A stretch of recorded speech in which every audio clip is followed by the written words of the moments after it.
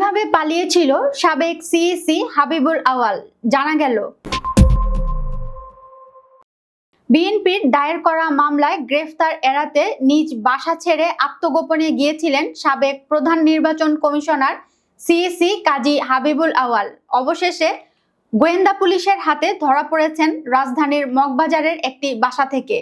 বিএনপির পক্ষ থেকে রাজধানীর শেরেবাংলানগর থানায় দায়ের করা নির্বাচনী অনিয়ম সংক্রান্ত মামলার পরপরই তিনি আত্মগোপনে যান।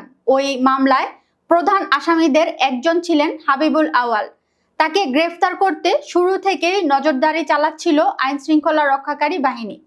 ডিএমপির যুগ্ম পুলিশ কমিশনার মোহাম্মদ নাসিরুল ইসলাম জানান, মগবাজারে যেখান থেকে তাকে গ্রেফতার করা হয়েছে সেটি তার নিজের বাসা নয়।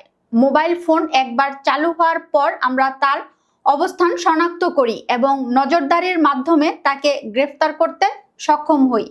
পুলিশ জানায়, আত্মগোপনে থাকাকালে তিনি সকল ধরনের যোগাযোগ বন্ধ রাখেন। তবে গোপনে চালু করা একটি মোবাইল নম্বর থেকেই তার অবস্থান ফাঁস হয়ে যায়। মগবাজারে কার বাসা থেকে তাকে গ্রেফতার করা হয়েছে জানতে চাইলে তিনি বলেন, মোবাইল নম্বরের ভিত্তিতেই আমরা তার অবস্থান শনাক্ত করে গ্রেফতার করেছি। তার মোবাইল বন্ধ অবস্থা থেকে একবার ওপেন করা হলে আমরা তার অবস্থান শনাক্ত করতে সক্ষম হই। আওয়ামী লীগ সরকারের আমলে যে নির্বাচন দিয়ে বিতর্কিত স্বৈরাচারী শাসনের শুরু, সেই নির্বাচনের সময়কার সিইসি কাজী রকিবউদ্দিন একই মামলার আসামি। তাকে গ্রেফতার করা হবে কিনা জানতে চাইলে তিনি বলেন, আমরা এই মামলার এজাহারভুক্ত সব আসামিকে গ্রেফতারে গোয়েন্দা নজরদারি ও কার্যক্রম অব্যাহত রেখেছি। আমরা সুনির্দিষ্ট তথ্য উপাত্ত পেলে গ্রেফতার করব। 2024 সালের জাতীয় সংসদ নির্বাচনে প্রধান নির্বাচন কমিশনার হিসেবে দায়িত্ব পালন করেন হাবিবুল আওয়াল। বিএনপির অভিযোগ অনুযায়ী তার অধীনে অনুষ্ঠিত নির্বাচন ছিল একতরফা, অবাধ নয় এবং আগেই সাজানো।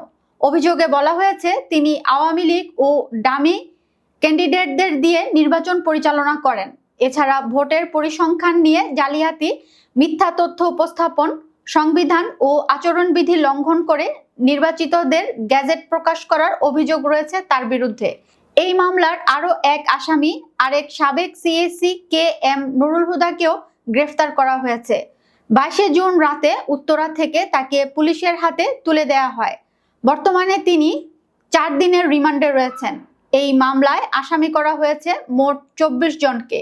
তাদের মধ্যে রয়েছেন সাবেক প্রধানমন্ত্রী শেখ হাসিনা, সাবেক স্বরাষ্ট্রমন্ত্রী আসাদুজ্জামান খান কামাল, 4 জন সাবেক আইজিপি, 3 জন সাবেক নির্বাচন কমিশনার সহ একাধিক উচ্চপদস্থ কর্মকর্তা। পুলিশ জানিয়েছে, হাবিবুল আওয়ালকে আজই অথবা আগামীকাল আদালতে পাঠানো হবে। মামলার অন্যান্য আসামিদের বিরুদ্ধেও অভিযান অব্যাহত রয়েছে এবং আইনানুগ ব্যবস্থা গ্রহণ করা হবে।